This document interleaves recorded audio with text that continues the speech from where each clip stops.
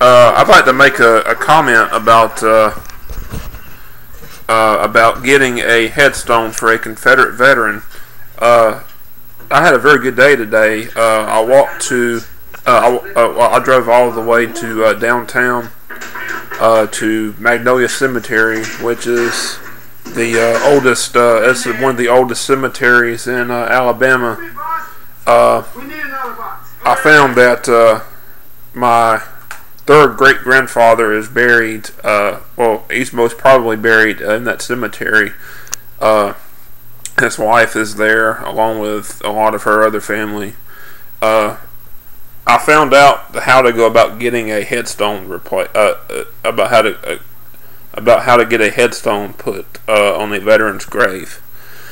What you have to do is to provide proof that the person is buried there. If they don't have a record of him being buried there, the way to do this, the best way probably, is to go get a death certificate from your county health department, which I filled out my form and mailed it off today.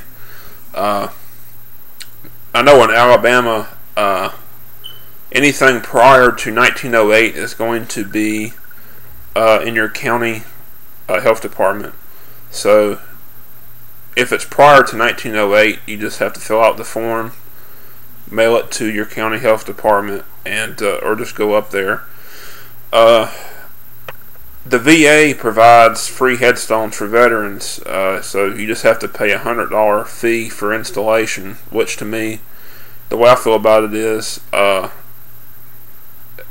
my ancestor, my third great grandfather, served for the full duration of the Civil War in the Alabama 12th Infantry. He fought at Gettysburg and lost his left arm. So I feel like he deserves a proper headstone, that mentions this Confederate service. It should be, of course, the same thing with all veterans. They deserve a proper burial. This was a very interesting visit I had to the cemetery. I walked into the office there, and the guy there was very helpful. He showed me where my great-grandmother's parents and her grandparents and some of her other people were buried. There's not any headstones. Sadly, there's not a single headstone in the whole plot, which I was not able to find. It was just a little bit too hot, but I was close. But I'm very, very pleased and excited that I feel like I have a chance to take part in history. I feel by having a headstone put on my ancestor's grave, which commemorates his service in the Civil War. This is a very, very good day, and I highly encourage anybody who is interested in genealogy, if they have any